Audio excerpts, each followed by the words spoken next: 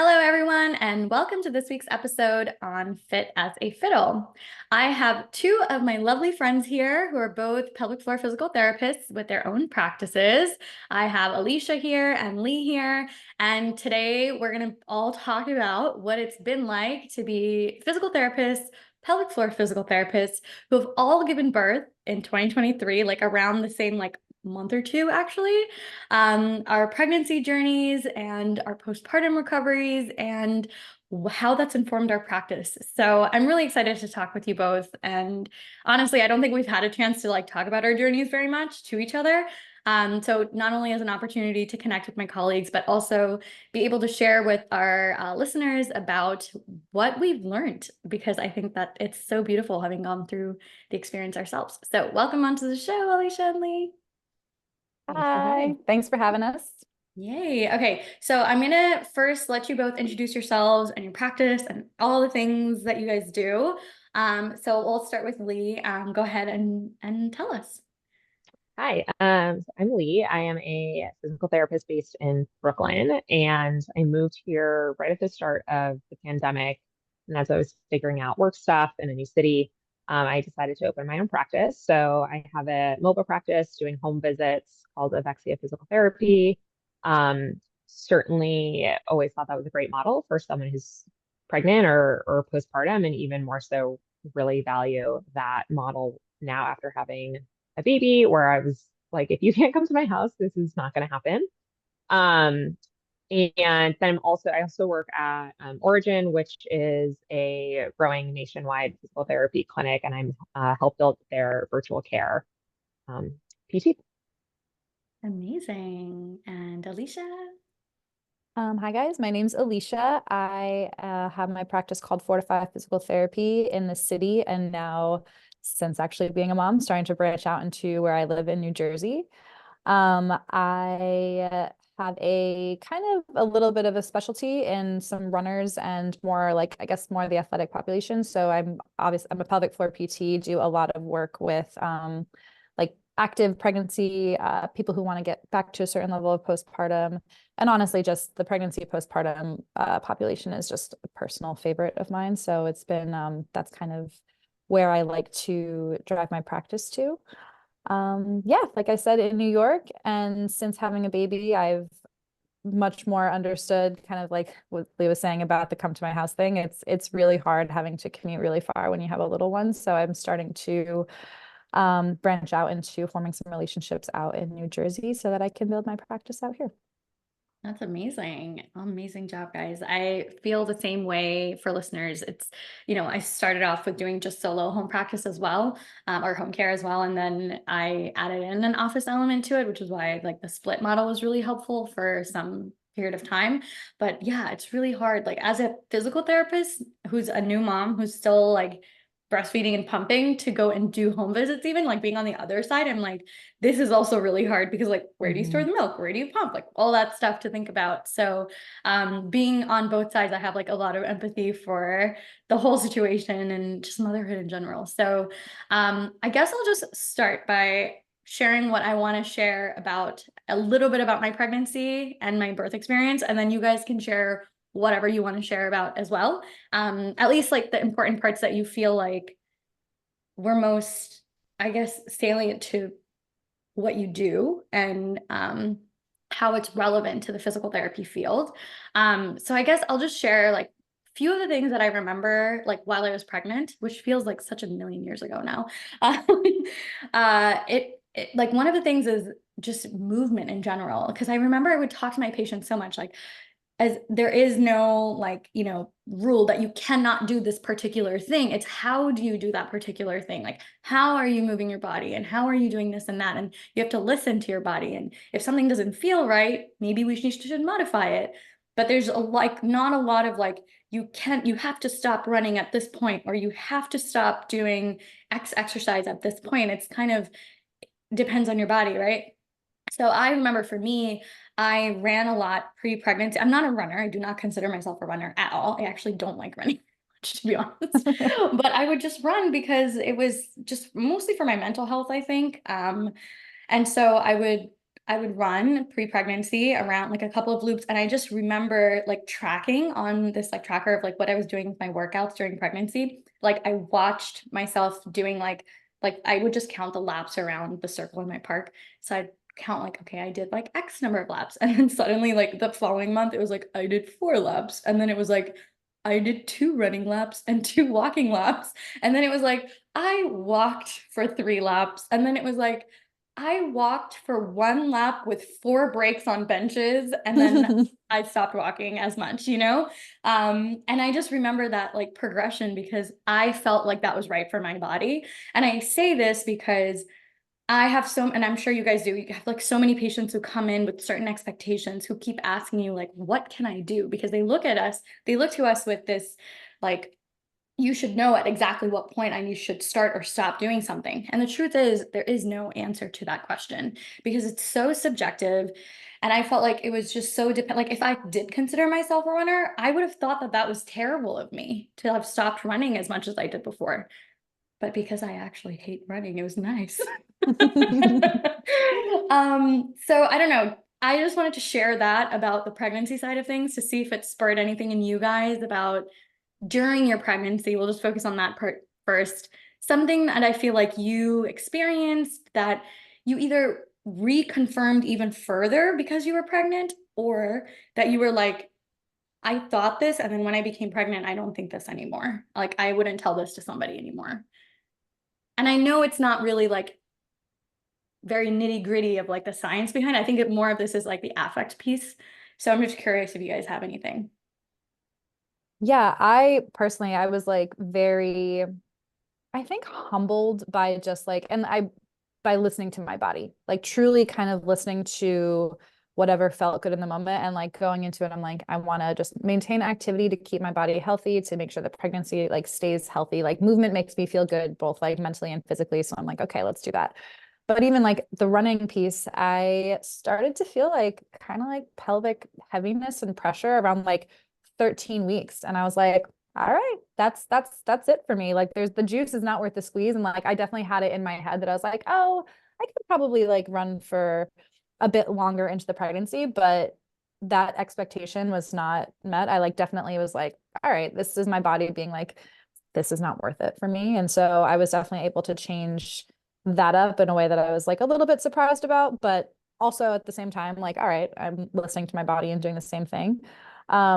Same thing with like, I was really, um, the value of the simple ab work came in much, much more. So something that I didn't really consider of like bird dogs, like things that I'm like, these aren't super hard. Like they're like gentle, like towards the end when your abs are working overtime, I was like, yeah, this is good for me. Like this is my max. Like this is what I'm doing. And like, I think just respecting meeting your body where it's at and respecting its boundaries and like really listening to it, no matter what the expectation, like I definitely had whatever, I don't know, brain expectation I had, but with the same kind of caveat of listening to everything. And I think it was a bit humbling to be like, no, yeah, this is, you're going to have to take it a bit slower. It's going to have to be a little bit less, still doing activity, but with the modification of like, yeah, this is where you're at. And it looks a little bit different than I thought it was.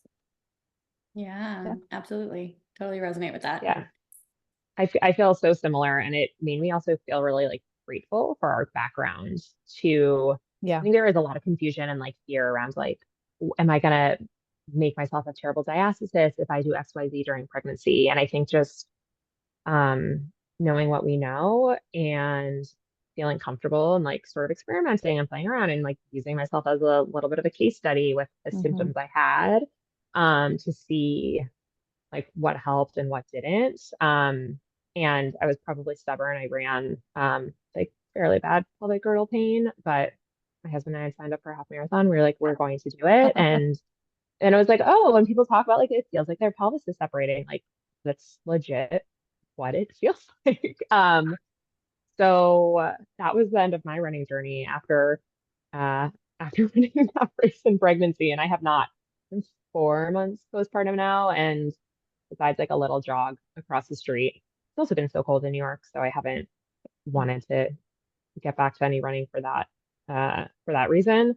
Um, but yeah, I think just our knowledge I felt really happy to know that, and to be able to be like, oh, this is what a transverse abdominis contraction looks like when you have a belly, and really seeing like what that feels like in my body as well. Yeah, I love that. And then I guess one thing that I wanted to also add in terms of like just the pregnancy stuff in general is I'm sure you guys like talk to your patients, like just like training for a marathon, right? Like you want to train for the activities as much as possible to make sure that all the baby stuff becomes easier postpartum, when the baby's like suddenly appears. And one thing that as PTs, we always talk about like posture and alignment and like your neutral, not like everybody's neutral is the same, but like what's your baseline and where do you want to come to make sure that your endurance is really good to sustain all of the things that you have to do. So one thing I remember like being pregnant, trying to do that was just like really tough because your body just feels so like displaced, right? Like there's just so much added weight and so much movement. And so I would just like kind of catch myself being like, I need to correct my posture. So hard. And I just like have a lot of empathy for that now that I'm like, Sitting. yes. I feel like sitting was like I mean, we don't really sit that often as PTs anyway, but like even like the sitting on the couch, like that physio, I tell all my patients now even more, I'm like, get a physio ball for home, because like bouncing on that thing towards the end like saved my back. I like am someone who doesn't really have back pain, and then during pregnancy I was like, yeah, there's a lot of pressure on my back just because gravity really pulls you there, and it's like active work, much more active work to like counterbalance the effects versus just like, oh, if you stay active, it's fine. It's like, yeah, you're still going to feel the effects of pregnancy, and like you're going to have to work within your bounds, I feel like. I think that for me, that's been so much more of an issue postpartum, where I just am like constantly hunched and right, like shifted back, holding my daughter like hips forward, all the things that I encourage people to be like, see if you can come a little bit more upright. It'll help your muscles engage and work together better. And I mean, I guess I'm lucky that I haven't had like the back pain and neck pain that has maybe been like a reminder to be in a better posture when I'm taking care of my daughter. But yeah, it's like, oh my gosh, like to come back and then you're like, oh, this is work. Like this is an exercise in and of itself. And I think that will give me like also more reason to focus on that a bit more with people who are postpartum.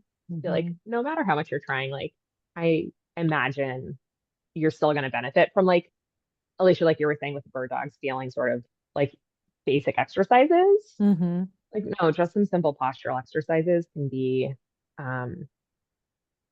probably like give you the best bang for your buck in terms of I think feeling good. Also.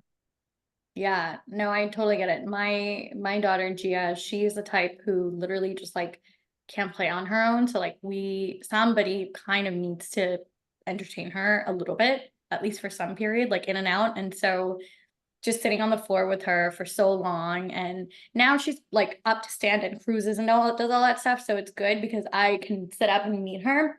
But there was like several months where she's so small, she's sitting down, and even just like reading her a book like on the floor, I'm like, okay, I can't keep doing this anymore. So I would like scoop her up and like put her on my lap with like two pillows underneath. So she's kind of like, her face is like right in front of my face. And I would have already memorized every book that she has. So like I just hold it and like let her flip the page and just say something. So she was just like entertained. But you have to make these modifications because it is very forward, like washing bottles and the soothing too. Like I found like that was I'm like, if I'm soothing her, I'm like in her space and like very like rounded forward. And I was like, oh yeah, like my chest is, especially like with breastfeeding and like all of those changes in the like chest region, like that plus like caretaking and baby wearing, baby holding, everything is so far forward. I'm like, there needs to be active like opening and like just, I think in the beginning, I was like, just basic stretches, chest opening, like twists, everything felt so good because you're just kind of in that zone for so long. Yeah, I hear you guys. Let's talk about the birth itself a little bit. I know we like jumped around to like a little bit postpartum, but Whatever you guys want to share about your birth that you feel comfortable with, that you feel would be helpful for listeners. I'll just share a little piece about mine. I guess I just like always knew on piece of paper, like what the stages of labor were. And you know how there's like a range of like, it can last from X number of hours to like days and days and days. And so I was on the days side of it. And so, I just like, I was in labor for like 40 something hours before I chose any kind of medication of any kind. Which I mean, looking back, like it's happened and I'm fine now. So like I wouldn't change anything, but I remember being in it like, this really sucks. I don't want to do this right now.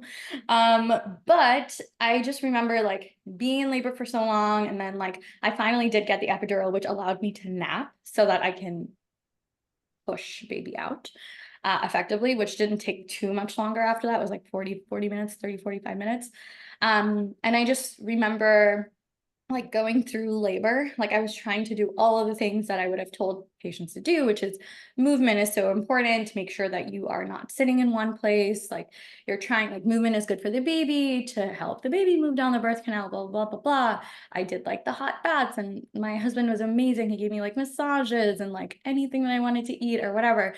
And I just remember like being in that moment, like, wow, like I know so many people who've described their labors to me. And I just feel like this is so different from what other people experience. And I say that only to tell the audience and tell everyone that everyone, like you might hear all these stories and your experience is just going to be different. And so like I could have ended up in a C-section, or I could have, like a lot of things could have been different. And then my, like the way that Gia came out was the way that Gia came out, right?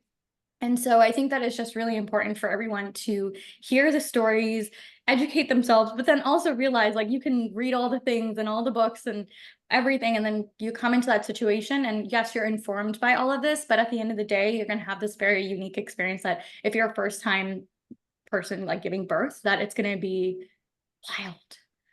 It's going to be wild. So I don't know if you guys have comments on that or anything you want to share about your birth experiences that will help listeners.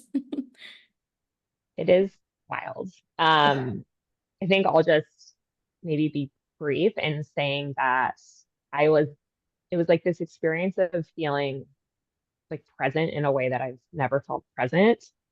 But then I also had this like analytical side of like me being a PT and like thinking about what was happening. So that was like a weird mix there. And I guess also that birth went sort of as maybe if someone was like, how do you think it's going to go? How it went, which is not like what my ideal would have been, but I knew that that's probably not going to be the case. And very much like in the moment, like accepting that I didn't really care. And I was like, just whatever like has to happen to get this person here like safely and me be safe. Um, and I guess one other thing that I'll add is that just like being in the hospital system, like navigating the healthcare system, I think is hard. And even being someone that works in the healthcare system and I've worked in hospitals, it's just confusing and stressful. And it's just sort of a bummer. Um, we had to like navigate a little bit of the NICU stay after. And I just really feel for people that have to be in that situation for a longer period of time as like their first bit, like postpartum's hard enough when that's like the beginning of their experience. It's just like definitely have so much more empathy for people going through like that side of it too. Yeah, I can definitely relate to that. So I had like done all I was like I not planned, but like I like my husband and I took all the birthing classes together, and like that was more honestly like since we have our knowledge about all of the birth stuff, I wanted us to go into something together so that we could be like on good communication. I had a doula, took hypnobirthing, all the things. Knowing like my daughter had a bit of like a placental issue, and so we had to go in to be induced to a little bit early to have her come out. And like they had kind of given me the heads up. They're like, with this, like C-section is more of a likelihood. And I was like, I'm gonna give it my best shot. And we did, and we tried, but like she wasn't tolerating any of it. And so had to go into C-section, which like obviously not part of my mental plan, but in the moment kind of just going along for the ride and letting it happen. And then had to like also navigate a bit of a NICU stay. And so it was definitely, I tell people this, like it made me really grateful for our knowledge, and also to stay from like a physical standpoint, like C-sections are kind of gnarly. And like I felt really vulnerable for like the initial first like 2 weeks or so. Like it's a major abdominal surgery. And like you can say that as many times, but until you're in it, it's like, oh yeah, this is like pretty startling. And I felt really grateful that I was strong everywhere else. I'm like, thank God I have triceps to like push myself up. Thank God my butt can like help me bridge and like do really basic things. Cause like getting out of bed, it's like a lot harder than you think. And then obviously with like the emotional, like mental side of it, with like kind of having some disappointment for sure, and then having my daughter be in the NICU for a bit of time. It was a really hard postpartum journey for me, with like the hormone fluctuation is just something I don't think you could ever really describe. And then I do know is very different per person. Like that is something I think that I've taken away personally, is like I definitely had a harder time and had like lots of support within that space, and like feel really grateful for it. But some people, like you talked, I had a patient the other day. She's like 8 weeks postpartum, like elated on cloud nine. And then you have the people that are having a bit of a harder time. And so there's really no like prep. There's no prep for that. Like I'm here to give you physical preparation and make sure you feel good for that. But like ultimately the emotional, hormonal, whatever experience it is postpartum is a lot harder to prep for, because you don't really know what you're getting yourself into.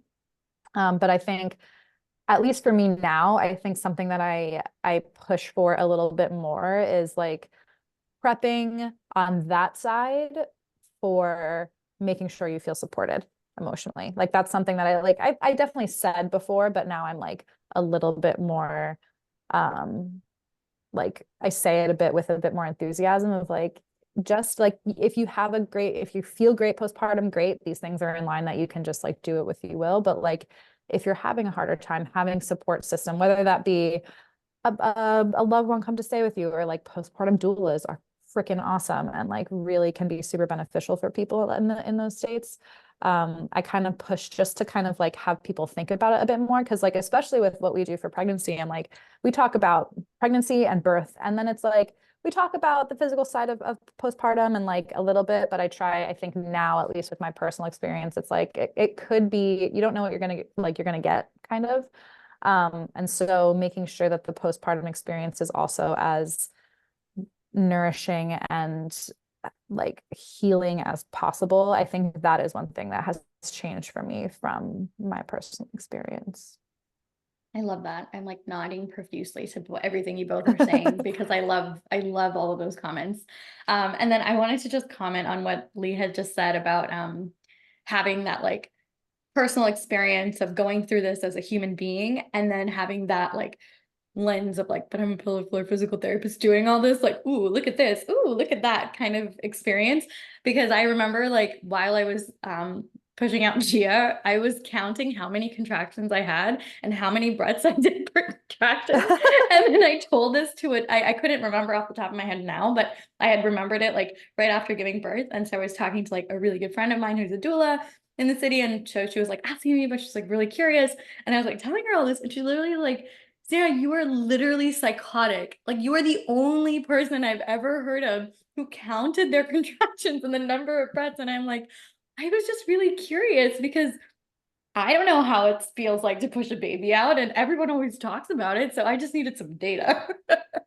It probably took you out of the moment too. It like gave you like something to focus on too, Oh which I always think yeah. is helpful. Oh yeah. I was just like trying to literally do like tallies on the whiteboard in my brain. I was like, okay, let's go. But yeah, I completely agree with you guys. I think also like the actual birth experience, it makes a difference who's in that room with you. It makes a huge difference, right? I always thought like growing up that I would always have like my mom and all these people, and like come all the like the whole world's gonna come who I love and want so dearly. But somehow it just became like a very personal experience for my husband and I. I didn't even have a doula. I ended up just having him and I in the room along with the staff. And I even remember like writing in my birth plan, I was like, I would love for it to just be my my practitioners and not like other people, like students and people observing. But the students came in and I didn't even care because honestly, they were really sweet. And then they were like supporting my body weight here and there. And I was like, okay, thanks guys. You guys are so sweet. I love this. But it just, everything changes. Your birth plan can change so quickly and it makes a big difference how you feel in that moment, because for me, it was, at least personally, it felt a little different than what I ever thought I was going to feel emotionally giving birth. And then I think, Alicia, everything that you said about postpartum recovery, absolutely. I think it makes such a big difference when you choose who's going to be around you for the first couple of days and weeks postpartum. I know there's a huge cultural push for like, you know, individuality and like, you know, having that experience be very personal. And then there's also this like, but you need a lot of help and you need a lot of support. And being in New York City, a lot of people don't have access to that because, of course, back in the day, people would like live in these larger homes and like joint families until you have all these people who like live near you. And in the city, usually people, or like at least in metropolitan areas, people don't have family that's like immediately close by. So like a lot of my patients would tell me their parents visited and they would like stay in a hotel and like just come for a couple of hours. And some people want that and some people need that. And then some people want and need or don't want but realize that they need people to like live in and support them or like come a lot more than just like 2-3 hours a day because of everything that's going on hormonally and emotionally, and you have this new human you have to take care of. And I think for us, at least being in the space, I think what we're all saying is we've heard these things before, and having gone through it, we just feel a lot more informed about how we would give advice to other people too. And the advice is honestly like to each their own. Like it is, because you could be the type of person who's like, I got this and I just want people checking in. And you might be also the person who's like, no, I need somebody, like people to like constantly come and help me. And I think the important thing is explaining that to patients and being like, you don't even know probably what you're going to need, but maybe just set up your village ahead of time so you have the support if you want it. And then if you don't want it, you don't have to let people, Right. you don't have to open the door, but at least you have that option because you don't know what you're going to be going through. And I mean, for me personally, like I was really blessed because my mom and my grandma were here. My dad was here for the first week too. Like I had 3 people in my house. And thankfully we live in a house so that we could support that, not in like our old tiny apartment that was in Manhattan, but we were able to support people living in with us. And then my mom ended up staying for a month, which was just like, I don't even remember, like, I didn't pick up a dish sponge or the laundry detergent until 5 weeks postpartum. Like, I literally didn't even know. I was like, where's the sponge again? Like, ugh. Because my mom would just take care of all of those like small things for me, and it was huge. And I know that a lot of people don't have that experience. But for me, like, it was really important that somebody could take care of like household quick things because I'm also a little neurotic that I would do it anyways. Like, 3 times like every day because I just like when the dishes are done and the laundry is clean. And my mom and I are the same person. We know that about each other. And so she was able to like keep the house really tidy because I don't operate in chaos and babies are just chaos with all their things, right? So I say all this to say that, you know, it's just really important for people to understand their tendencies, like you know who you are mostly, and then also understand that you might experience something slightly different during both birth and postpartum, immediate postpartum, because of these hormone rushes. Like you don't have a lot of control over it sometimes because it's extreme sleep deprivation and an extreme number of hormones that are just all over your body. And so there's a part of you that you know who you are, and then there's a part of you that you're not going to know who you are. And it's just, the support system is just key. It's just vital. And of course, like some people have the ability to hire a lot of help. Some people who are listening may be like, I can't afford to hire a postpartum doula, or I can't afford to do this and that, or I don't have family that even is anywhere near me who to support. But maybe there's like a friend that could check up on you a couple of times. Maybe you can find like somebody who's like a neighbor who can just like if there's a few different people, like just one person just gets groceries and one person like helps you out with laundry and one person does this. And it's not like a single person is doing all of those things. Like my mom's a super mom, and so she did all of it.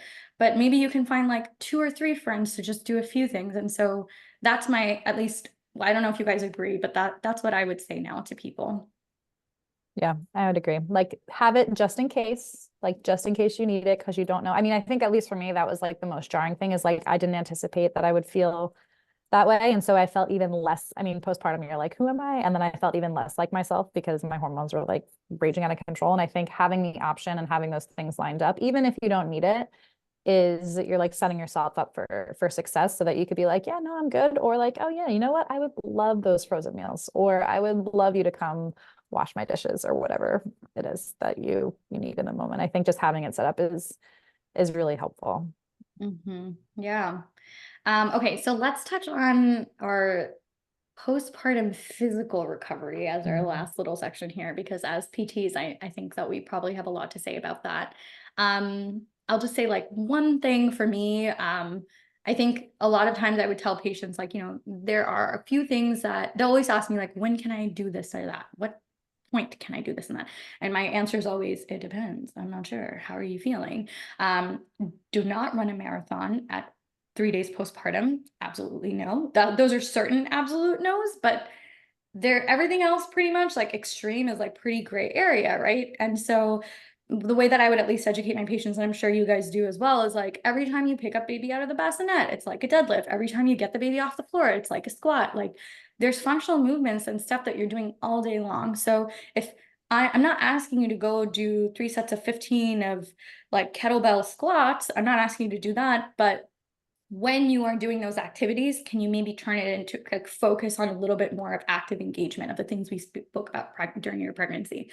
And so I think for me, that like saying that like a million thousand times was exactly what I needed, because it's so easy in the middle of the night to just like haul baby out from the side and just kind of like and put baby on boob and just try to do all these things with like not good form, not good posture, like everything's starting to hurt. And so I think saying it a bunch of times was helpful for me, because maybe not 100% of the time, but a good majority of the time, I really tried to take that advice because I felt the repercussion almost immediately. Like if I did like sleep and then try to get up too quickly or like try to do something crazy, honestly, I felt like having a memory foam bed and trying to get out of the bed, if you were unfortunately somewhere in the middle with the baby immediately postpartum, was I think the Impossible. most physically strenuous thing of my whole life. Like it's honestly like you can't, like you can maybe use one hand to like do that tricep lifting thing, but honestly, I think the most shocking thing to me was how like impossible it was. Like if I somehow ended up in the middle of the bed trying to get out, especially if there was like the crib or the bassinet was like right on my side and I had to go like around it, I was like, oh my God, I can't do this. Like, help, somebody come help me. But yeah, so that I guess that's kind of like, and just in terms of timeline and recovery, I just think it's very, very gray area. And for me, my personal journey was my own. I did things at times that I felt was right. I know tons of patients who did it either before or much, much later.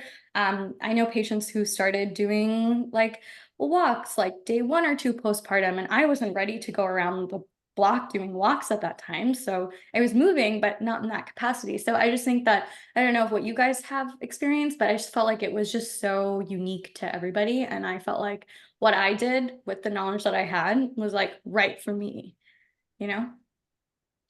Yeah, I think well, I had certain things going on. I had carpal tunnel that was pretty bad in pregnancy and then lasted probably like went away like 6 weeks. That was a pain to be doing like all the things that you have to do with your hands as a new parent. But like physically I actually felt much better sooner than I was anticipating. I also thought that I was going to be like having my routine of getting back into all of my basic like core exercises and my breathing exercises. I really did not do a lot of it. Like I was um, we also had like some feeding issues where like that just took up like such a chunk of the day. And I think with like just the figuring out like what is a wake window, like did not know that was a thing right before like having a baby. So I think it was just so much of like learning how to be a mom that like was all consuming. Um, but then I saw one of my colleagues virtually and I was like, oh, this is really nice to move. And I can actually do a lot like with my daughter. Like even if she was nursing, like I can still do some things and she's on the ground, like can do things like in tabletop over her or have her on my belly when I'm doing stuff on my back. And I don't do that as much as you could in theory. But I was like, oh, this is really nice. Like it's you're not maybe gonna like find that time that you're carving out to have your like 45-minute exercise. Um, I think it is just like incorporating like baby into movement is how I like definitely got that back into my life. Yeah, I totally agree. I think like I said, the recovery from C-section and then having my daughter in the NICU kind of like skewed my initial postpartum recovery. Like I wish I could have been at home just resting, but I was to and from the NICU, which was probably like looking back, it's hard and I like validate that for people. It was actually really hard to recover appropriately. But after that, I think I like really appreciated the like 10 minutes or like 15 minutes of like something, whether she was like napping in her bassinet or like if we were on a walk and like pushing the stroller and like being like, oh, I could do some like squats or like some like super like the basic stuff, I felt like had such more of an impact because like you are slightly deconditioned, your body's still kind of recovering in those like more simple movements. So like breathing on your back, some like hook lying marching, like all that stuff felt challenging in its own right. And like I felt really grateful that the like shorter periods of time were really effective. So like I said, like the walks were really nice for me once that felt good. And it was a while, like it was a while before that felt decent to do. But in that initial time, I think like you kind of like tell people like, oh, do what you can. And it's really do what you can. Like do what you can when you can, allow your body to like really allow your body to lead and like do what feels good. And like some people, depending on your birth, like you really need like a little bit more time of just straight up recovery and rest and like that's it. But if you have if not, like so unique to the person. And I think like letting your body lead and taking I was really appreciative of like, oh, like 10 minutes can really like do me good. Like that worked. I feel like I made some progress. I feel like I'm a little bit stronger today. And like I felt like that was really nice. And moving with baby obviously is just makes it much more accessible or just trying to take advantage of whatever time you can. Because the learning piece of it, I totally agree, Leigh. It's like we're like it's like figuring it out. We're like figuring out all of the things with a baby, and like we had some feeding trouble too. So I totally resonate that as well. Like it takes up a lot of mental space, and so it's almost like having a like, okay, I can do this. Like this is easy for me. I can like let that kind of be a constant, let it be something that I'm like quote unquote good at. I think is helpful. I Yeah, think I that love short that. chunks of exercise is so key also because then you're like checking in with Mm-hmm. how you are holding yourself and like with your body awareness. And I think that can hopefully carry you like forward with those day-to-day movements that are like all the functional strengthening that you do as a parent. But I didn't do a great job of like moving well in those movements. But then when you exercise and like feel very you pay attention to those things. So Yeah, I think that that's helpful to get those like 5-10 minutes. And if you can do that a couple times a day, then I think that's amazing great. to check in and just sort of reinforce. Yeah. And I think what we're all saying is like for listeners, like utilize the time, the pockets of time that you have. Like it doesn't have to be 45 minutes, 4 to 5 times a week. It can honestly be more effective to do little spurts. Number two, rest as much as you need. You do Mm-hmm. not have to do X, Y, and Z at X number of days. You also don't have to wait 6 weeks to even move your body, which is such a big Yeah. misconception that Hmm. people have. Like, oh, I can take a walk now. Like, no, you should have been probably, if you could have been walking much sooner than that for a lot of different physiological benefits and mental health benefits too. So yeah, I think like a big thing is like that timeline's got to go. And a lot of this is very subjective, both during your pregnancy, during your birth, and postpartum recovery. And as pelvic floor PTs, I think we're so blessed to have the knowledge that we have. We have like all the case studies from every patient who's given birth and everything that we've heard, and even friends and family, and then putting this lens of all of this, great science that we've all learned, over the years, and we're able to put it to practice. But I think a big element that I think you guys would agree with me is there's still a lot that we could have that we didn't know, and most of it is, I think we're all trying to say is navigating the motherhood piece of it more than anything, right? Because that's the thing that we were all in the dark. And now coming on at the other side, I'm like, you know, that having that piece of at least the confidence of the science behind everything, not being like in the dark of like, I don't even know what diastasis is. Is it a bad word? Like all the things that our patients come to us with. I'm like, I'm really happy that we had at least that piece down for the most part, because motherhood itself is so challenging. And, you know, I wouldn't, challenging is like, it's a subjective word, but I think it's just so new. Everything is just so new. Like everything that the baby does, like the first time you breastfeed, the first time you change that diaper, the first time you put the baby down or try to soothe the baby, and the baby also changes with time too, right? Mhm. So I think Mhm. that it's been such a cool experience being a new mom, and, you know, also being able to now treat patients with that knowledge who are pregnant, walking in and being like, in the back of my head, I'm like, oh yeah, I remember, but I don't want to sit there being like, I remember when, because it's really not been that long. But yeah, so any last words, any last thoughts from you guys on anything birth and motherhood?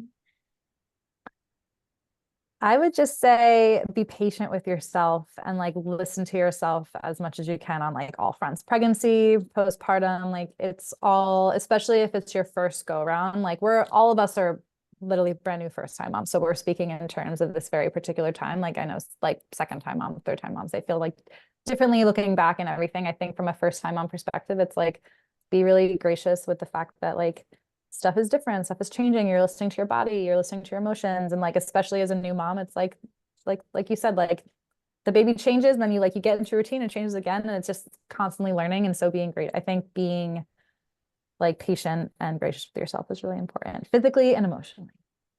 I love that. Yeah, totally have to echo that. Like it will be your unique, you know, journey, and um trying to appreciate what it is, and not comparing, you know, yourself to what stories you've heard from friends or what you might see on social media. And yeah, giving yourself that grace and patience. I love that. Echo that as well. Thank you guys so much for doing this. This was so much fun. I hope listeners gain something from it. If you guys want to learn more about Alicia and Leigh's practices, I'm going to drop their information down in the show links so you guys can connect with them.